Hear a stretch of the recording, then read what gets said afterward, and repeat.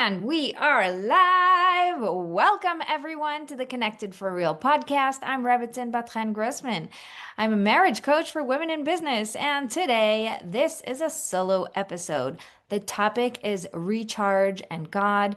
And I am so excited because I decided that I am the expert on this. And I think that with all of what's been happening and all of the updates about my life, and what's going on behind the scenes, this would be a really interesting episode. So instead of bringing in someone as a guest, this is actually going to be a super exciting and super interesting episode. So, a little bit of background. The podcast is built on the four pillars, which are my four pillars that I have established to be the most important four things to focus on when doing this women in business dance.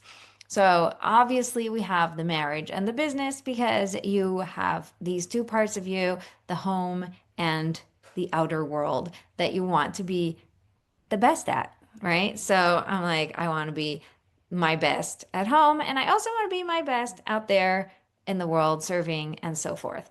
So the obvious ones are marriage and business, but there's also God, who is in the core of everything we do, and it is an obvious pillar, and also you, who you have to take care of in order for you to show up in all the places as your best self. So the four pillars are God, marriage, business, and you. And knowing that, if you're a longtime listener, you know that the rhythm of our podcast is that every month has a topic. It's sort of like an umbrella topic, and we attack that topic from four different angles. So I bring in a guest for topic and God, then topic and marriage, then topic and business, and then topic and you.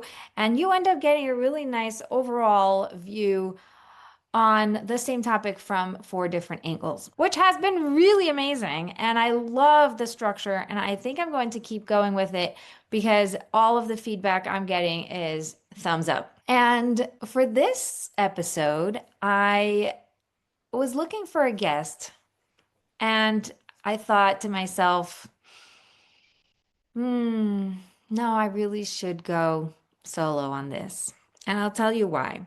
So, you may know, and you may not, and that is okay, that Te'ela Gez, who was murdered on her way to having a baby about 3 months ago, is my sister-in-law, and her husband is my brother.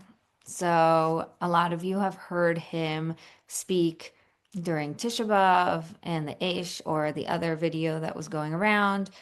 He's really inspirational because he really is legit inspiring. I'm going to have him on the podcast as a guest as well. So look out for that. It's going to be really awesome. He's already scheduled and ready to go. And that event threw me for a loop more than I expected. So I knew that any trauma like that, any shakeup like a terror attack and a shooting is a difficult thing to process. I also was feeling something the day before. So like there's a joke basically that I told my friend.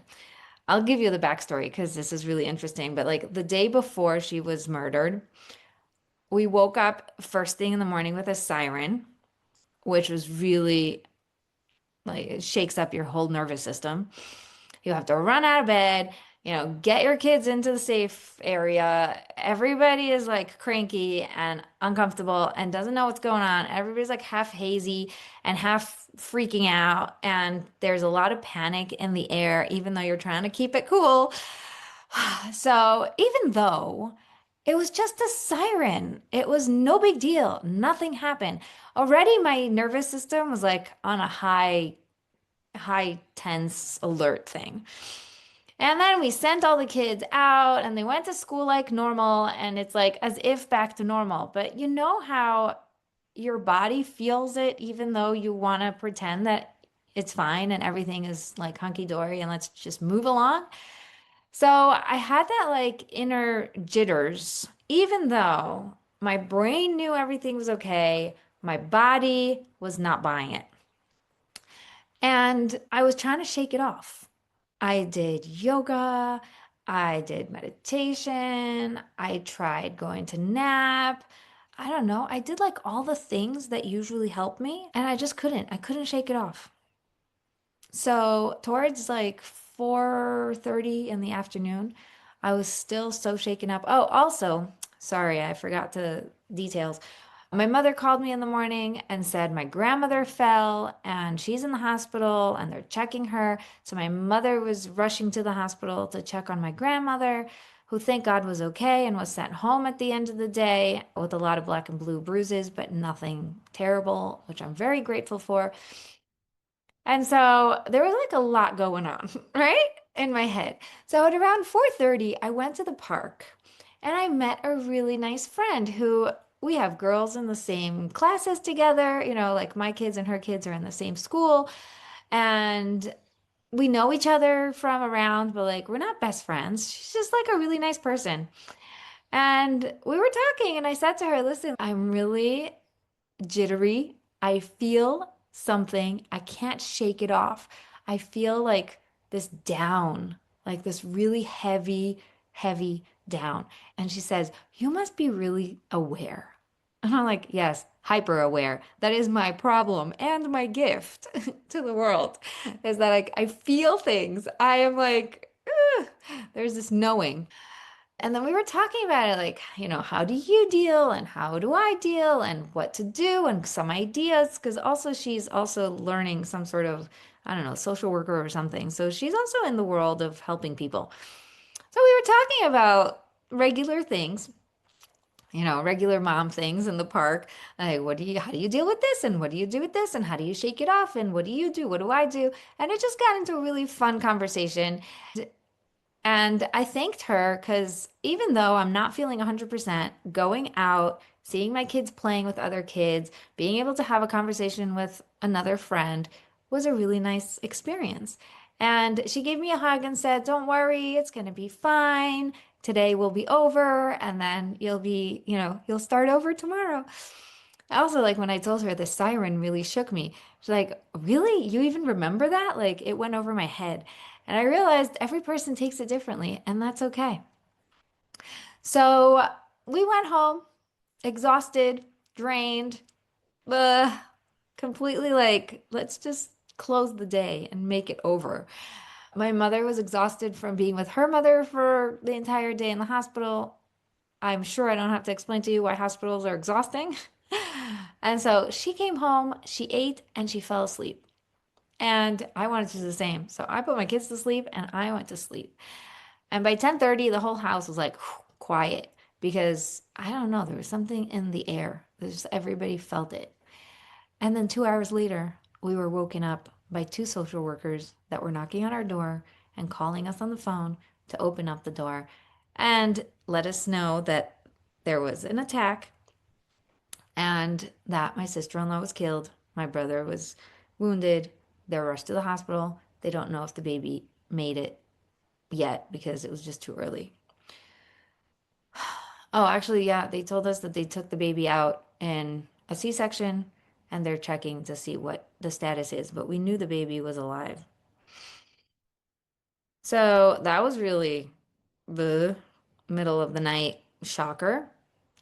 And the first thing I thought was, oh, it's a good thing I got over the worst day of my life yesterday. Like we got that out of the way. Now we can have a normal, nice day. Anyway, worst day ever. And then they turned to me and said, "And now you have to tell your parents." So it wasn't enough that I got the worst news of my life and then I had to deal with all of the consequences. But then I had to start telling people. And the first thing was my parents. And it was a very hard thing. And I said, "No," like a little girl. I was like, "I'm not allowed to wake up my parents." Like ugh, they teach you that so nicely. And then you like follow it so proudly. And my husband looks at me and says, "But this time it's your commandment to wake up your parents. Like this is your mitzvah." And I took his words. I owned it. And I was like, "Okay, let's go do it the best way I can." And I went upstairs and I woke them up and I told them right away because I didn't like that the social workers took a while to tell me. Like they weren't going to tell me when they were outside the house. They waited to come in and then they waited for me to sit and they waited for everybody like get, settled. And of course I couldn't come out until I was dressed and went to the bathroom, whatever. So like I told my parents right away all the details all at once. And I know that that was terrible news either way, but I also know that they appreciated it because I know my parents and how they like to talk. Like they want the straight, give me everything. So for us, that was a miserable experience. And then we had to sit down at the table and start to strategize how we tell every single person before 6 a.m. because at 6 a.m. they're going to put it in the news and everybody is going to see her picture and her name and the story. And we don't want my kids to find out this way. We don't want the aunts and uncles to find out this way. So it was a race against time to make sure that everybody is told properly. Now, I have two girls who don't live at home. One is in a dormitory and the other one was in seminary.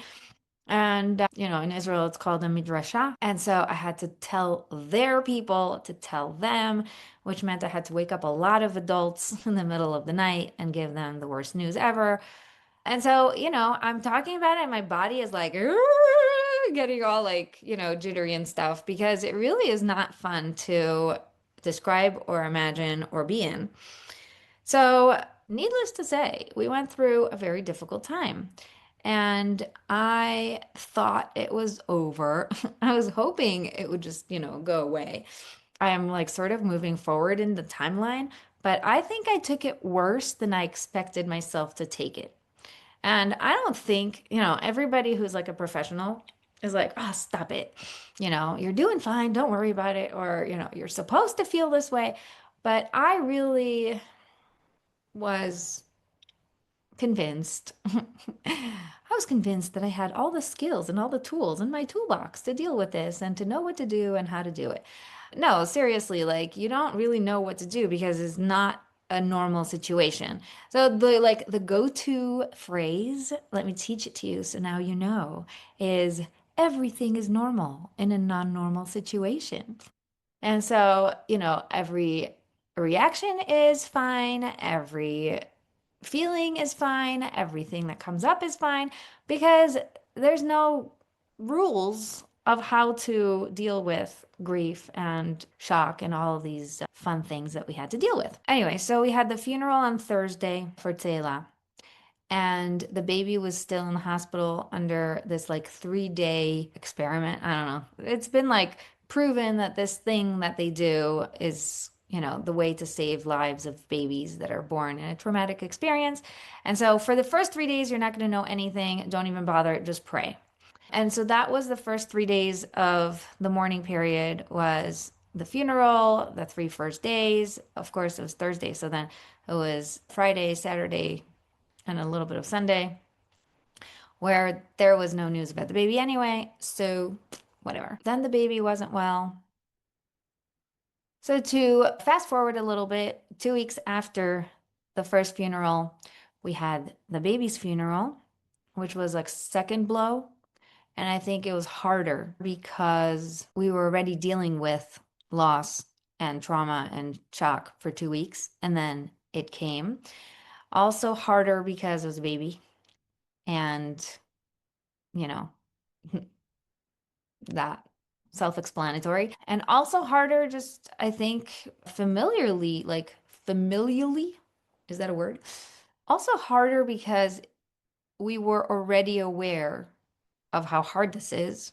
So a second blow wasn't helping. And on the other hand, it was a little bit of a closure to the period of the loss. So I didn't really want to get into the details because I don't want to bring you down, but I do want you to know, A, what's going on through my life, and B, the background to why I am the expert at talking about recharging because I have been drained of all of my energy and all of my what I knew to be true and what I knew to be me. I feel like I had to really use all of my resources and everything that I had until this point to maneuver and get through it. So we had the first funeral. 2 weeks later, we had the second funeral. And 2 weeks later, on Thursday, the war started. And that's funny to say because we've been in war for like, almost 2 years. But like the war with Iran started. So they woke us up. Everybody's freaking out.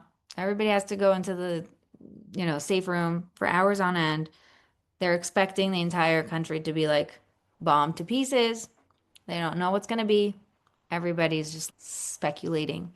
And so, like, the rhythmic effect of Thursday, funeral, 2 weeks later, Thursday, funeral, 2 weeks later, Thursday, war, you know, I was freaking out 2 weeks after the war started that something else was going to happen just because it felt so intense. But then I thought about birth and I realized that that rhythmic 2 weeks, 2 weeks, 2 weeks was like at the end when you're giving birth and there's like a labor and you have like contractions that are 2 minutes apart.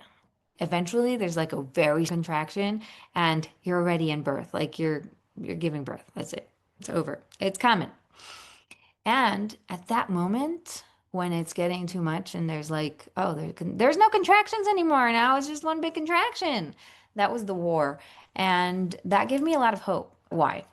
Because number one, in my birth, this last one especially, when that big contraction came and I was supposed to like push or know what to do or something, I felt helpless. And I felt like that's it. It's over. Nothing's happening. Nothing's moving. This thing's not coming out. I don't know. And I just told the midwife, I'm like, take her out. I don't know what to do. And the midwife believed in me and said, don't worry. You know exactly what to do. You're doing great. Just keep going. So it took me back to this experience where I was like, huh, 2 weeks, 2 weeks, 2 weeks, and then a big, scary contraction that's not going away. And the feeling of helplessness and the feeling that we're gone, we're done, we're finished. I don't have the energy for this anymore. There's nowhere to go from here.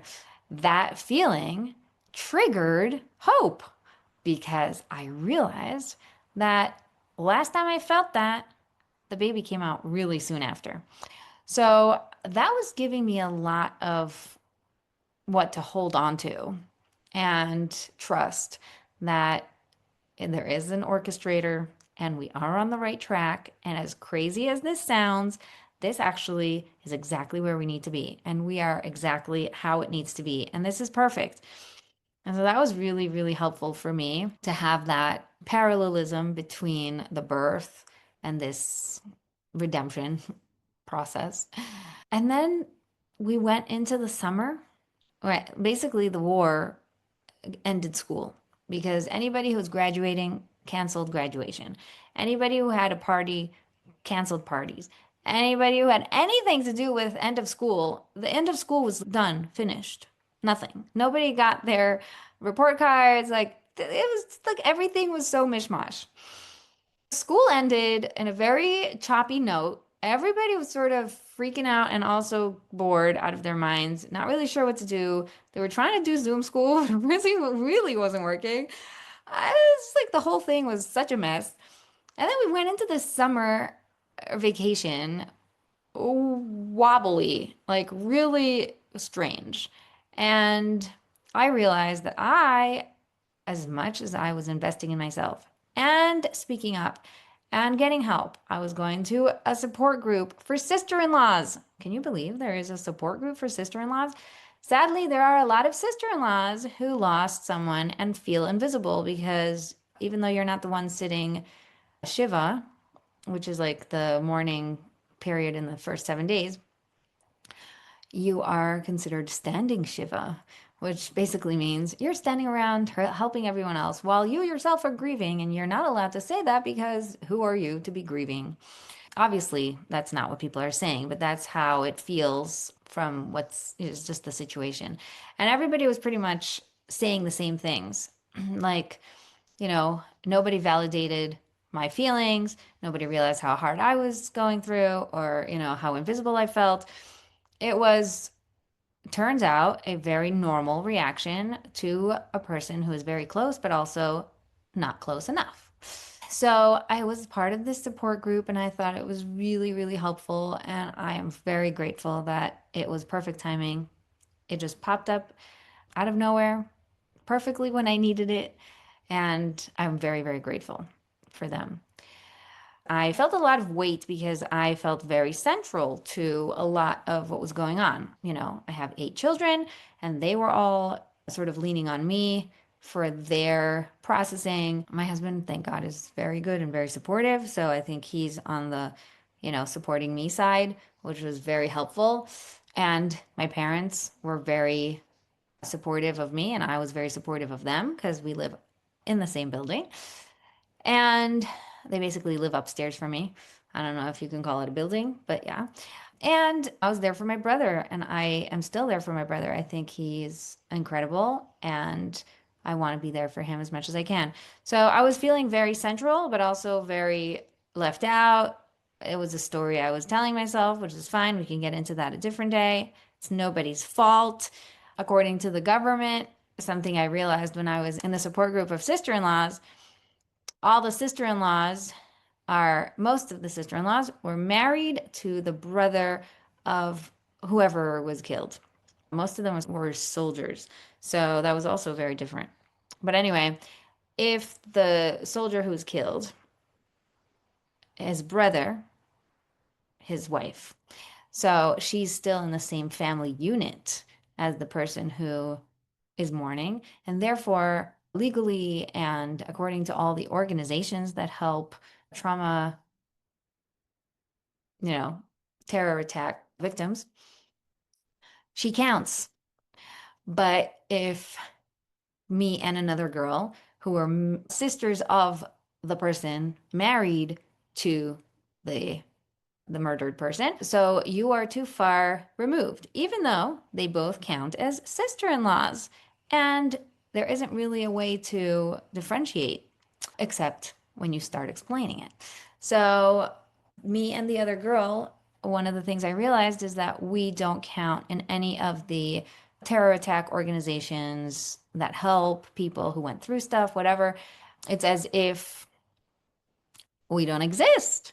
And so I tried calling certain organizations that were very helpful, that most of the ladies were like, yeah, they were really great with this and they helped us with this. And they were very good at like just, giving us the time and listening and helping us strategize what to do with what and whatever. Nothing.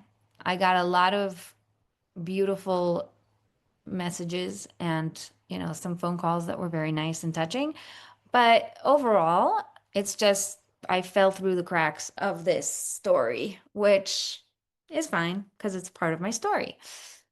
And I think because I felt it so deeply, I might be able to one day help people who fall through the cracks in this way or other ways.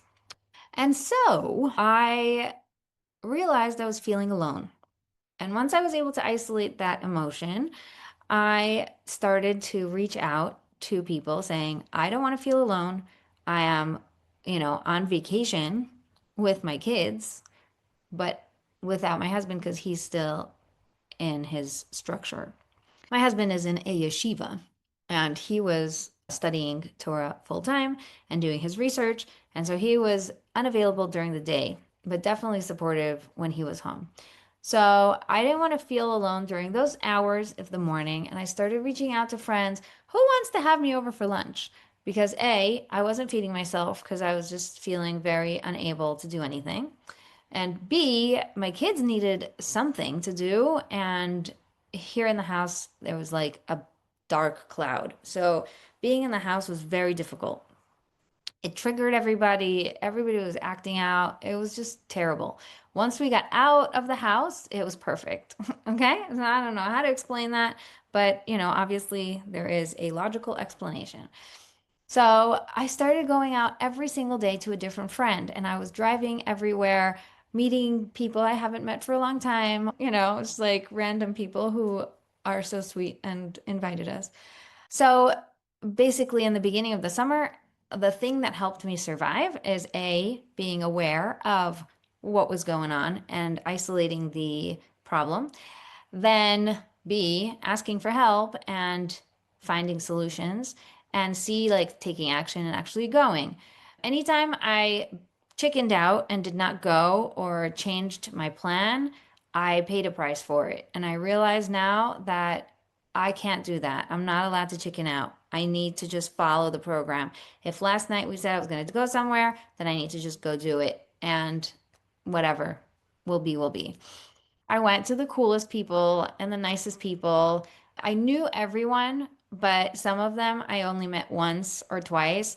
Other friends I knew very, very well from 15 years ago, and they moved away. And then I went to visit them maybe for the first time or second time since they moved. So that was really fun. And catching up, meeting the kids, seeing how they grew, just, all the interactions. They were really, really fun. And this took us into the 9 days, which is a national mourning period for all of the Jewish nation. So it was pretty good timing because I was feeling so mourny anyway. I don't know if mourny is a word, but I was feeling down. And everybody was sort of joining me. No music, sort of like feeling the heavy energy in the air. Everybody was on board, and it was very helpful in an ironic way. And so I was going to friends still, visiting people, trying to pass the time, doing a little bit of art, doing a little bit of chatting. The food was really helpful because I knew that I was taken care of, and that was very, very loving. It is definitely very helpful to be fed when you are in that situation. And then the 9 days were over. Tisha B'Av was, you know, the day of the destruction of the temples, the first and second temple. And it was a heavy, heavy day, as it always is, but I think it was especially heavy. And it was interesting because I ended up watching one of the videos where my brother speaks. I think I watched the Aish one, and it was really great. And it was actually inspirational because I know him and I know this is the real him and I know he's not faking it. And so it was very nice. And also hearing stories of other people and just sort of putting the puzzle pieces together and seeing how everybody is getting through it by focusing on the good, by being positive, by being respectful of their emotions and their stories, but also not letting it hijack their life. So I think it was a very good experience to watch. And at the end of that Tisha B'Av, which is the ninth of the month of Av, the next day everything just goes back to normal. And I think God is really good to me. My daughter had her bat mitzvah. She turned 12 4 days before, but we didn't want to celebrate during the mourning period. So my husband said we would celebrate right after Tisha B'Av, which was the 10th of Av. So we celebrated her bat mitzvah in the house, and she had all these things she wanted, and she was prepping me for 2 months. You have to do this, and you have to do that, and you have to organize, and you have to buy in, you have to da da da. And I was like overwhelmed so much, did not have the capacity to listen to her or do anything towards this party. And then suddenly, in the last couple of days, realizing that we don't have much time, everything fell into place, and good people came out of woodworks to sort of pull it together. We got a balloon blower, like, instead of having to blow them yourself, you just plug the balloon in and it goes, zzz, and that saved my life. So we borrowed that from my second cousin. Thank you. Amazing. Two of my friends came to help. One friend made the cake. Thank you. I love you. It was just like, wow. And that was a healing experience for me because after 2 months of feeling alone and unsupported by the overall, universe of support, like I'm watching every single person around me getting the help and support they need. And I am sitting there like screaming for help, fighting, trying to get my kids help, trying to get myself help, trying to get like anything, any attention. Like, we're suffering, we're like drowning, we're not doing well. And it was very, very hard for me to feel that feeling of invisibility. And then suddenly for the bat mitzvah, seeing who actually came up and stepped up and helped was really healing for me. You know how they say, like, oh, and bismachot, in happy celebrations, right? Like when people come to visit you when you're mourning, they say, I hope to see you when good things happen, when there's something good to celebrate. So here, there finally was something good to celebrate, which at the time, I almost did like quote unquote, because I didn't even think that the bat mitzvah was such a celebration. I was like, it's such a dinky little party in my house. Nothing big is happening. No big deal. But obviously, my daughter, this is her life and this is her bat mitzvah. For her, this was a big deal. And also, once I stepped up and was there for her and made sure that she would have the big deal bat mitzvah that she wanted, then I also felt really healed from it because the support and the love that I got through it. So I really, really appreciate that. So I think that was the turning point of my healing in the grief department.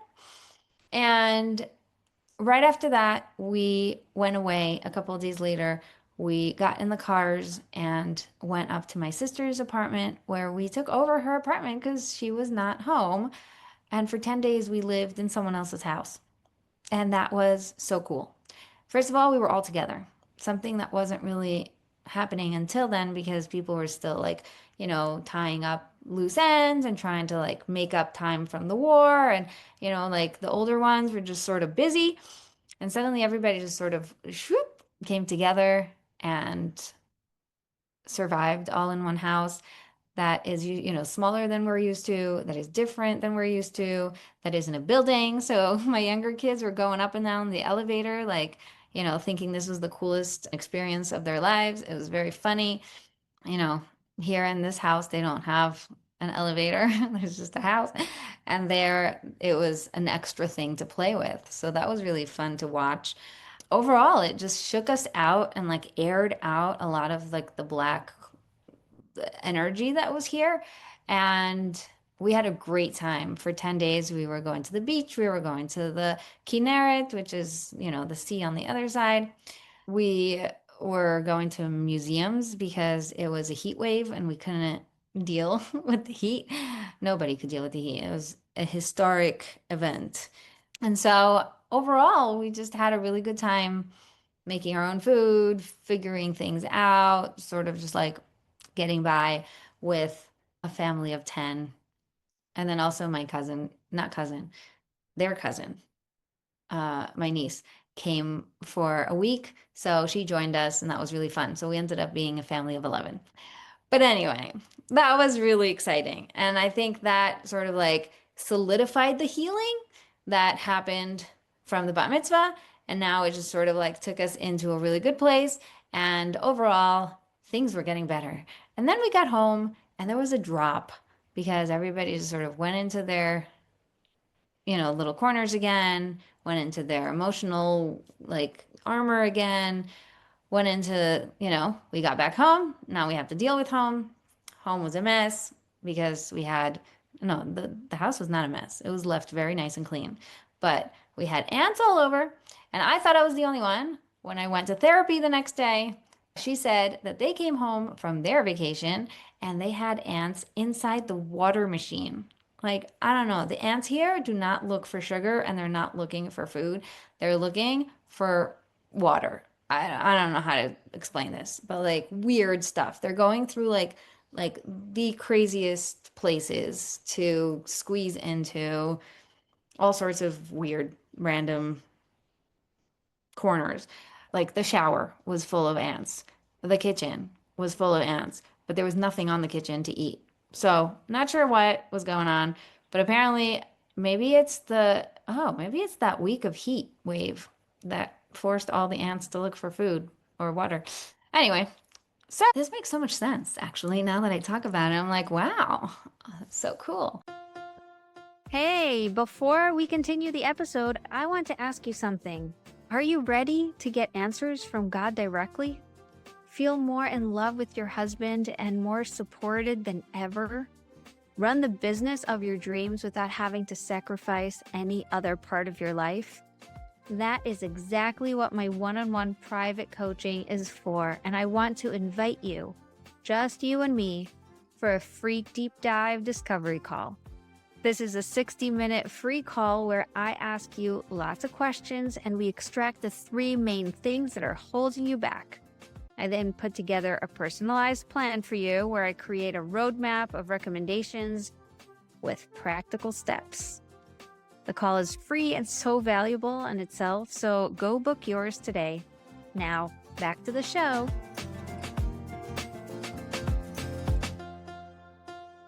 Great. So here we are at the end of my rambling of where I am right now.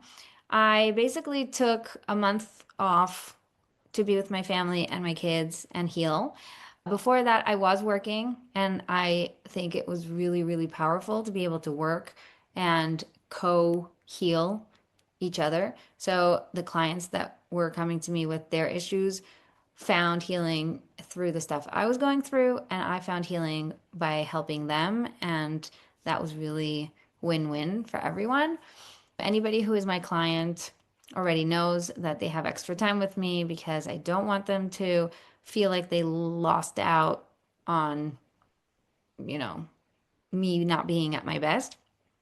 But on the other hand, they gained a ton from being behind the scenes and sort of was like being in this very special place together with me through this. So that was really beautiful. And that brings us to our topic of recharge and specifically God. And when we talk about recharge, what I want to make really clear is that the opposite is drain. And when you're feeling emotionally drained and exhausted, and usually the exhaustion is a spiritual, emotional exhaustion, it is also physical, but the physical is secondary. Like if you had all the energy in the world, you still would feel exhausted, right? Like there's something really heavy in the emotional state of going from the summer to September 1st when school starts. Well, wherever you live, school might start at different times. But, just the season of there's a new school year starting. Also, the season of, oh my gosh, a new year is coming, and I don't know what I'm doing with this period of getting ready for a new year and just sort of like recalculating, recalibrating, figuring out what was this whole year? How do I change? What do I change? What do I focus on? So there's a lot going on that, in that realm. And I feel like this is a season when we all need to recharge. So I obviously want to remind you that you don't need to be exhausted and drained in order to recharge. Just like if your phone is at 50% and you're looking at it going, yeah, let's just stick it in for good measure. Because it's nice to have a full battery, and it doesn't mean you have to be like on the floor flat, like, sort of splat. You can be standing and normal and everything's okay, but you just know you could use a little boost. Okay, so our topic is recharge and specifically in our connection with God. And that brings us to, so how do you recharge? Number one, connect to God. There's really obvious, but also not, right? It's like, no, really, what I need is to nap. I guarantee you that if napping is the only thing you do, you will feel recharged, but not to a place where you're like, yeah, woohoo, I'm all back to myself. Because there's something physical. As I said, the physical is supporting the emotional, spiritual, but is not to replace it. So, how to recharge? Step one, connect to God. And really, that means prerequisite, connect to yourself. If you know the calm method, which is the 4 steps to creating flow, I created it. Step one is connect to yourself. And step two is bring God into it. The A is ask for abundance. Okay, so C, connect to yourself. A, ask for abundance. Let me just fill you in so you don't get stuck there. L, listen for the answer. And M, master a higher level of consciousness. And this is what I teach all of my clients so that they know how to create flow in every part of their life, in every aspect. It could be big things, it could be little things, it could be trying to figure out what to do today or this minute, it could be trying to figure out what to do in my life or next year. Okay, it doesn't matter. It is an amazing method that very quickly and very intuitively helps you get flow. What flow looks like is knowing what to do, having an answer, having a direction, feeling confident, feeling held, all the good stuff. Okay? Not feeling choppy. Just go, right? Like you're like starting something and not really sure and questioning yourself and doubting and da da da. No, that done. Okay. So that is what the call method is for. If you're interested in more details about the call method, you can email me or download any of my stuff. It's a great method. So, in order to connect to God, you need to connect to yourself. And every person is unique. And therefore, every person is going to have to find the things that help them connect to themselves. And that means that you're going to be sitting down with yourself and finding what helps me connect. So, I'm going to give you a couple of ideas of what works for me, but I also want you to know that it is completely unique to me and it might work for you, but it might also not. And that is why it is really important for you to find your own. So, for me, pausing, breathing, feeling the ground, touching my fingers, just like bringing myself to my body, yoga, walking, exercising, aerobics, anything that gets you moving and active takes you out of your head, out of the noise, out of up here, and brings you down into reality. Gives you a little bit of space. Disconnect from your phone. I know they all tell you that. And I hate when people tell me that. But your phone is a distraction, is a way for your brain to not connect. So take down your phone or put a timer for 5 minutes. My sister actually told me to put a timer for 4 minutes. She said 4 minutes is just enough time, but doesn't feel like a lot of time because it's under 5 minutes. And it works. She's right. So the 4 minute freeze is a wonderful exercise. Put a timer on your phone, 4 minutes, and just pause. Freeze. Don't do anything. Let your brain wander. And for a moment, you're going to be like, wait, am I supposed to close my eyes? Am I supposed to move? Am I supposed to not move? Am I supposed to freeze? If I freeze, does that mean I can't talk? And so your brain is going to try to play this game of like trying to figure out what we're doing. But then it's like, we're here. Let's just be. It's fine. You're safe. And it doesn't matter how many times you do it, the 4 minute freeze is always going to make your brain have this like meltdown. And then towards the end of the 4 minutes, suddenly get this great idea or this like feeling of, oh, okay, we're good. So try it. It works every time. Trust it. Don't give up. Don't look for the phone to see how long is left. Don't, panic. Just trust it. You're allowed to breathe. You're not allowed to move. You're supposed to freeze. And then, if you want extra credit, as soon as the timer rings, turn off the timer. Don't go back to the phone. Take your pen and paper and just start journaling. Doesn't matter what comes out, you're going to have some ideas of, hey, what are we doing? What are we eating? What's going on today? A little bit of clarity, a little bit of like settling of all the noise. So, this is a great exercise and I am gifting it to you. Please go and do it. It is a great way to recharge.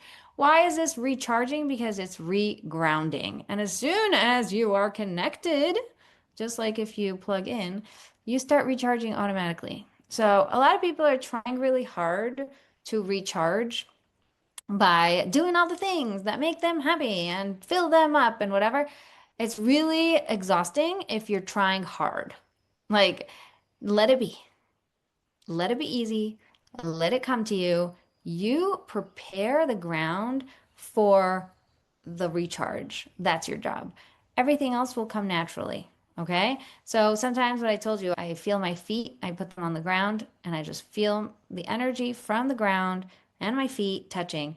That is enough for me to feel safe, for my, nervous system to know that it's okay, everything's under control.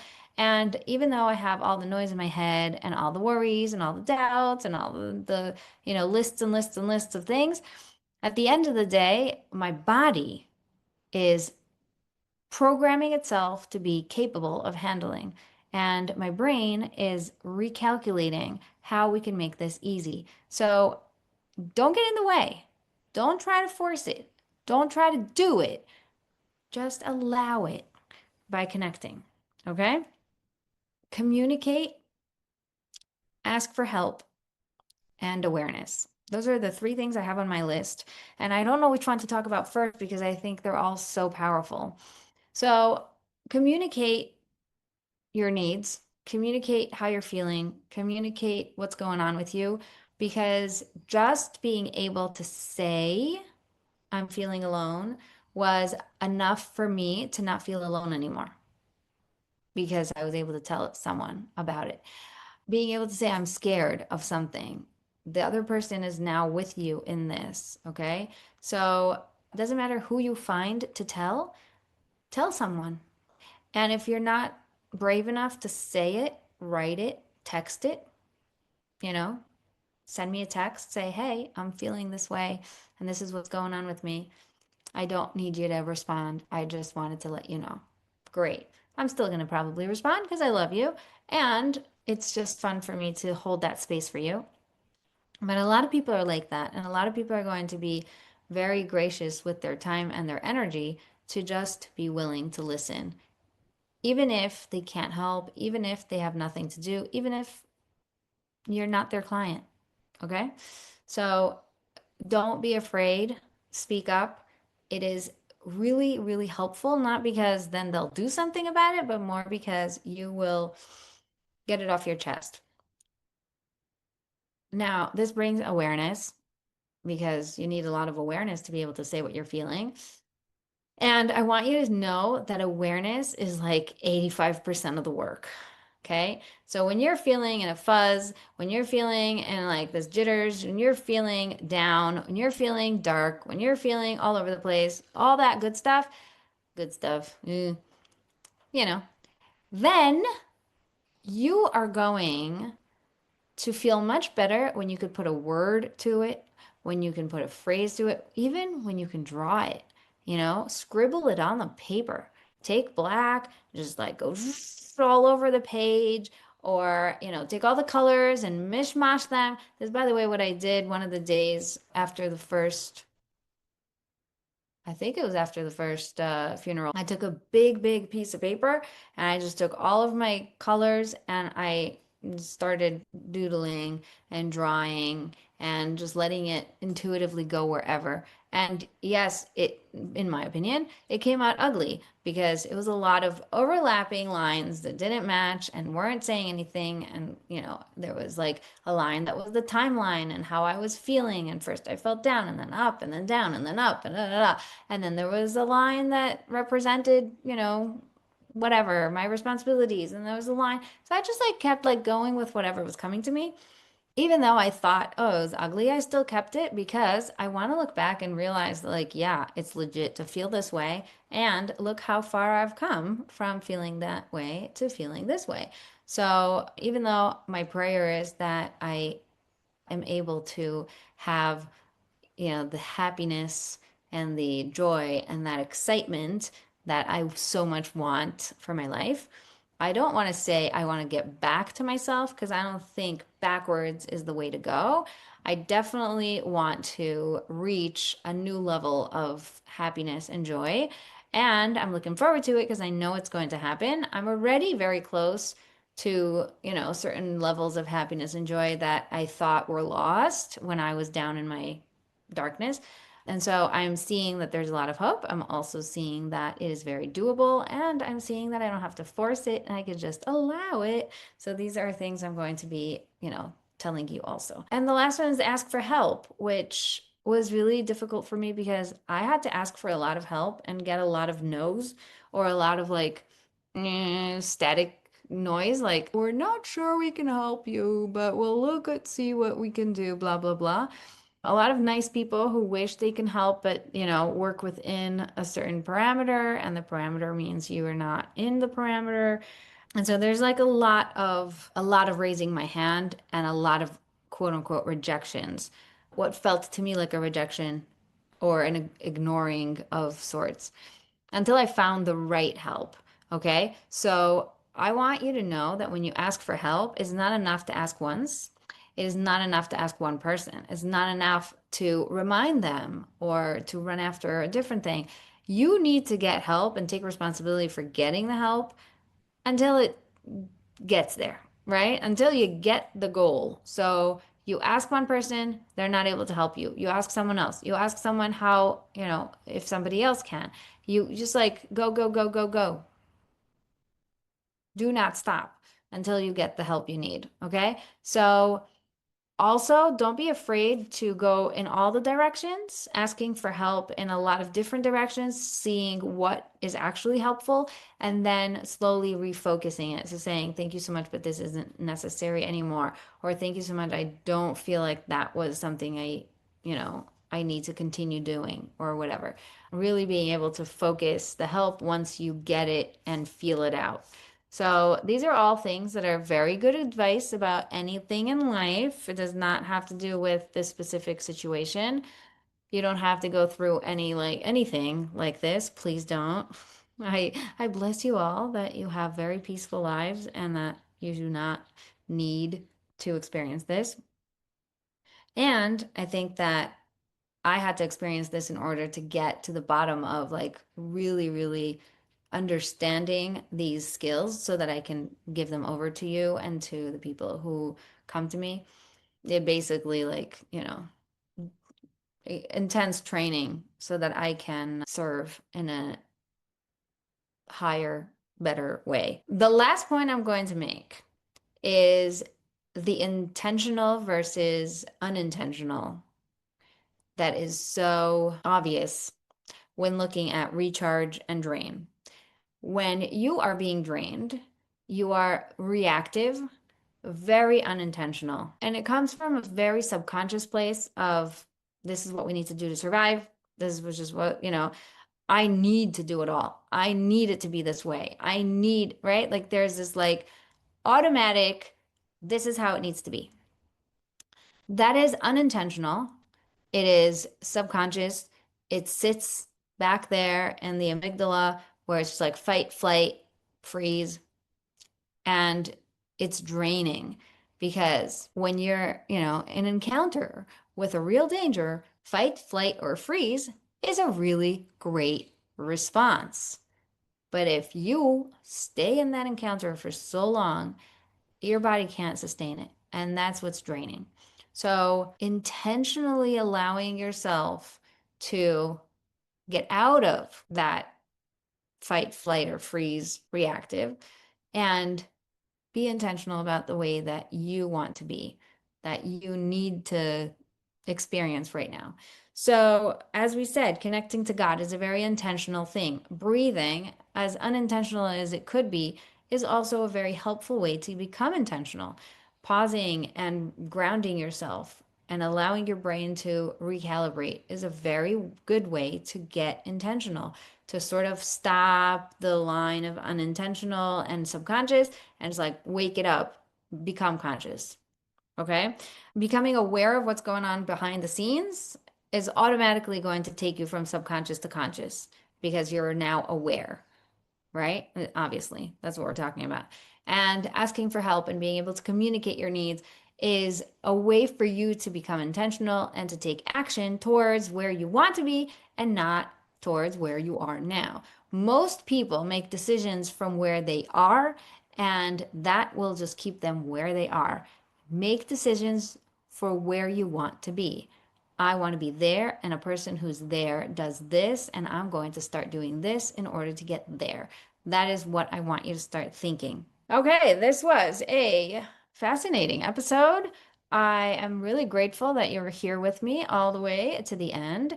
Please make sure that you stay in touch. I am now back in my full force, very excited to be catching up with everyone. I feel that human connections are very, very important for me right now because I am building up the muscle of I am not alone. And so if you feel like connecting and, sort of catching up, please send me an email. Let's schedule a connect call just to catch up. No strings attached. It is fun for me, fun for you. And it's really the way that I want to spend the next 3 weeks until the holidays. So let's go with reconnecting and restarting fresh, recharging. So yeah, that is what recharges me is to be able to talk to you. So my call to action is send me an email or reply to any of my emails and get on my schedule so we can chat and see how you're doing, how I'm doing. Sort of just like I'll give you whatever advice I get from talking to you. Totally free. Have a wonderful day and enjoy the next 3 episodes, which are all about recharge, recharging your marriage, recharging your business, and recharging you. I am so excited because this month is actually really, really awesome. Love you.